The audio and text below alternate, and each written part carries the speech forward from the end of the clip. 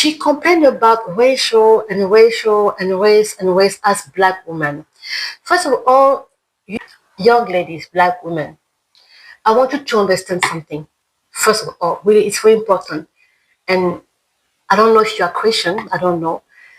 The Bible says that when God made you, He saw no mistakes in you. Okay? When God created you, you are beautiful. I want you to know that already. Even if, yeah, we can do anything we want to enhance our beauty, our body, I don't know, we can do. It doesn't mean that because you are yourself, you don't need to enhance yourself. You can do beauty, you can do stuff, okay, like we do. But where I want to go is the complaint about always using a black. She at some point she said like a black women we having the right to express our emotion. Is that completely false? If you go to if I take that statement from her, for example, if I take it from an African community, yes, as African people in our community, we are not taught to easily express our feeling. It's maybe due to how we were, the culture, I don't know, or maybe due to trauma of, I don't know. I don't really know. I'm not a psychologist to say that, but usually in Africa, we are taught not to easily express our feelings. But in the case of Michelle Obama, what she was meant is like the people, the public around, and maybe the white people don't want black women to do not allow black women to express. Okay, let's go on the video. We're socialized to believe from very early on that we don't deserve any better. Who weren't voicing the pain, and the burden. They made it look easy. And when you make stuff look easy, people assume that you must like this. Yeah. It's okay with you, right? Right. We don't articulate as black women our pain because it's almost like nobody ever gave us permission to do that. And does anyone care? Yeah, there's that. They care. There's that part. Knew, I think we would care if we knew. If we knew. And we have to ask ourselves, the men in our lives, is, why wait to be asked? It seems like what we go through is pretty obvious. I mean, maybe we're not complaining, but we're actually living life out loud.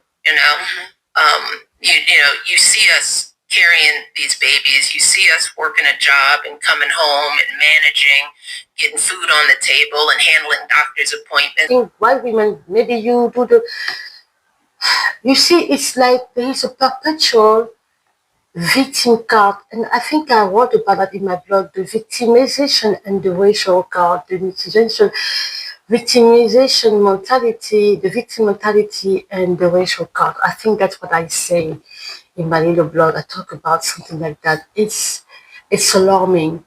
I don't know what to say. I don't know what to think anymore. It's just difficult as black women that we always see that we are. It's like even it's as if God made a mistake. I don't know. It's like we are always have to complain. I mean, nobody want to be around people who complain. I think you know that already. There is this Asian people. I think something I've learned from these people. These people never complain. No, seriously. If there is a race in the world who barely complain, are Asian. The Asian, they never. I mean, it's maybe in their culture. I don't know. But black people are known to complain a lot. It's true. I don't know why. It's maybe a part of us. I don't know. And maybe we should work on that.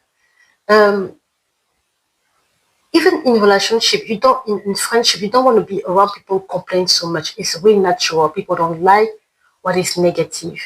Let's keep listening to her. Partner, right? Nobody cares. I think some of us feel like, why should we have to ask? Yeah, it seems apparent. And as black women, sometimes we There is that underlying thing we're socialized to believe from very early on that we don't deserve any better. I know, me, I deserve better. It's important maybe for us. Yeah, maybe there is something about us as Black women, because in that sense she might be right that the underlying saying that we don't deserve better, because actually Black American, I don't think they should have the same mentality, because in Africa I think we have it, because when you see a Black African woman, usually us Africans, it's like we are being taught that if you don't get married, if you don't have children, or more than one or two or whatever, you are not accomplished. You haven't done anything in your life. When in fact it's not true. You can be very happy being single. You can be very happy being married and not having children. I mean, you have people who have children and then the children don't bring them joy. At the end of the day, you have people who have children and the children is now a problem in their couple. Oh yeah, so life is what it is. But underlying, yeah, maybe because yeah, in some ways she might be right on that Black women, but that shouldn't be for Black American women, because they are in another society which is very different than the African society. Maybe I'm wrong. You can always correct me on that. Maybe I'm wrong. But what is the word behind that she wanna say? Who are the people who made them feel, who made these Black women feel like that? Is it ourselves? Is it our community? Is it the white people? What happened? I just want to know, just curious to know. On that we don't deserve any better. Well, I think that's why it's important for us at tables like this, women like us who do have a But platform. I don't think Michelle Obama should be speaking like that, because she has reached a level that many Black women in America and even in the world who have never reached. No, let's be serious. She was the first lady of the United States of America. It's not any country in the world. Okay? You think about what? You think about Air Force One, Black couple taking Air Force One, going around the world. Like really, I don't think that she should be a person who will be even talking like that to other Black women. Actually, she will be pushing us, impacting us to think, to see big, to see break, and to break all the barrier in our mind, in our stereotype, bring all the stereotype and racial barrier and say, okay, she should be very more positive, encouraging us that if me, I did it, you can do it too. No, what I see is something else, more like complaining, which I think is not fair. It's not fair for her to speak like that. I don't know if she is that what she teach her daughters. I don't know, because the daughter will never have a life like other Black girls in America. Their daughters, I think they have older. It would be simple for them. If one day, for example, one of the girls, Obama girl, decide to write a book, I'm pretty sure that people will want to go with her book because she's Obama daughter. Or if maybe she has a movie or she has a film, people will be curious to know because she is Obama. Your name is no longer any type of name. Your name is any name. Your name is now like a brand in a way. It's like if, for example, Serena Williams' daughter, what is her name, Olympia, she goes up and decide to do movie and stuff. We will be curious to know, because her name Williams is now like a brand now. It's no longer like a name like any name that you will know. You know what I mean? So she shouldn't be talking. I don't think it should be her being talking like that. She should not be doing that. And the woman who's talking to her with her is Taraji P. Henson, someone who has a good career in Hollywood. She has money too. So these two women has money. I don't know if they have this. I mean, I know that people say, "Oh, more money, more problem." But okay, if money is money still, okay, they have a status in America that the other Black women do not have.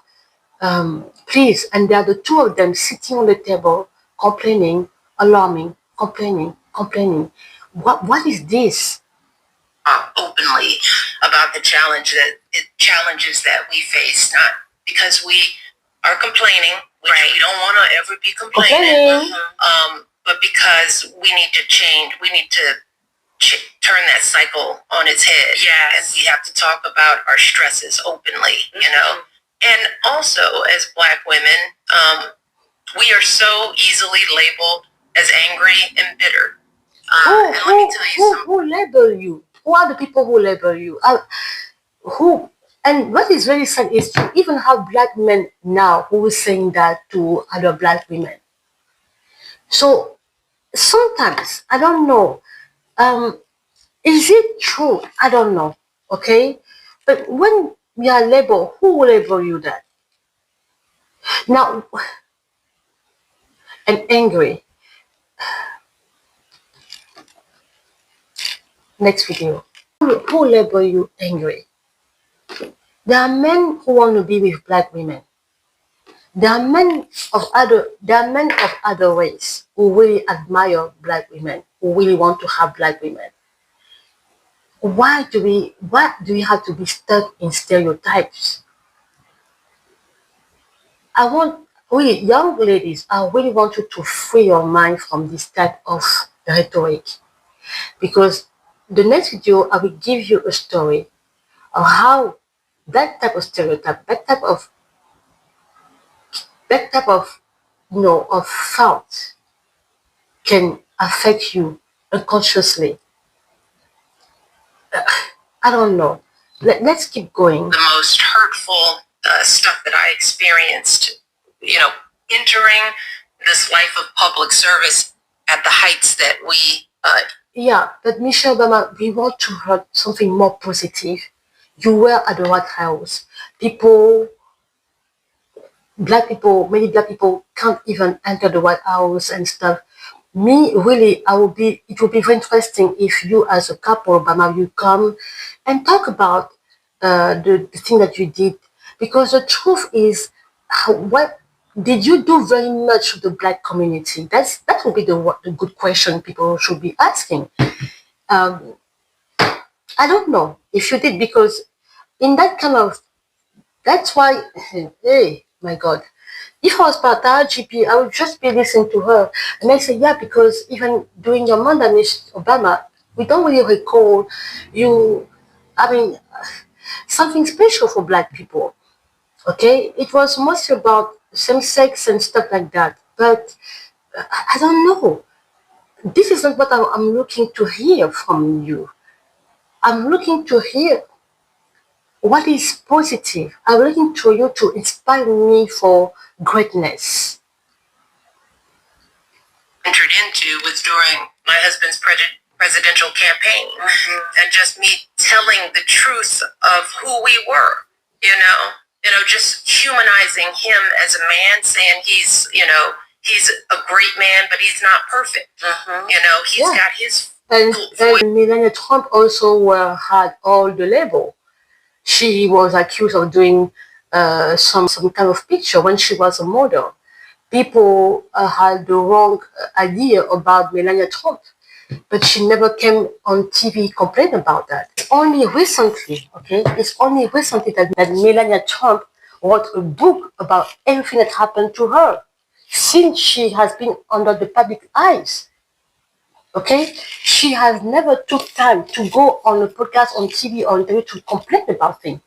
I've never known. I mean, yeah, you saw some stuff, but she never complained. It's only recently that she had this book where she talked about what she went through. And even that, when you read her book, she put the positive aspect higher like that, and the negative a little bit. And what she said in most of the pages in her book is like, I embrace all this situation in my life. You see the mentality? She has no victimization. Oh, you say, oh, because he's white. No. Melania, she's not American. She's European. So she maybe went through some situation. And remember, they humiliate her. Don't forget what happened to that mansion, okay? She never made a complete coming to. Never. I will show you something. Let's keep going. And his flaws, trying to humanize him. The first thing that some female journalist said was that I was bitter. I was I was emasculating him just by sort of trying to tell the truth about what life is, right? And then you get labeled as angry, because you talk forcefully or passionately about something, even if it's in the context of great joy and pride. That the first label they put on us as Black women is that when she was at the White House, Vogue magazine put her on the cover maybe twice or three times. Melania Trump, when she was at the White House, not even once. The people that they knew, when I saw all the names, the people that they were knowing, Trump couple were knowing, all these people, the moment they decide to run for presidency, they turned their back on them and humiliating them. She never said a word. Never say a word. I think it's something that we learn, I don't know, when we are young or something about elegance and stuff like that. Being elegant is also is not complaining is also a part of elegance. If I'm not wrong, you can always say if I'm wrong or not in a polite way, please. Elegance is also not always complaining, blaming, complaining. It's also part of elegance, I think. I don't know. Complaining about if you're denouncing stuff is one thing, but like I said earlier, the American people who vote for them were white and black. I'm pretty sure that, and now for some stuff that happened in the detail, the little detail that you take it very personal and making like a podcast about it. I don't know. Really, I don't know what to say. Let's keep going. The first label they put on us as Black women is that we are angry. No? And the irony is like, yeah, I am probably less light than many of my white female friends. Because I see that. because white and black we are different, and God has created us different on purpose. It's a way, and I will talk about that later, and I will show you how white and black women we are different, and it's in our difference we are beautiful in our difference, and we should learn from our difference. You see that black women we have another personality. We have our essence is different than white women. It's not that many people don't understand us because we have maybe our personality, we have the capacity of taking. You see, for example, white women taken quite easily. We don't have this. There is something beautiful about white women and there is something beautiful about black women. But at the end of the day, we are human nature, we are human of the human race, and we are beautiful with our differences. And our differences are to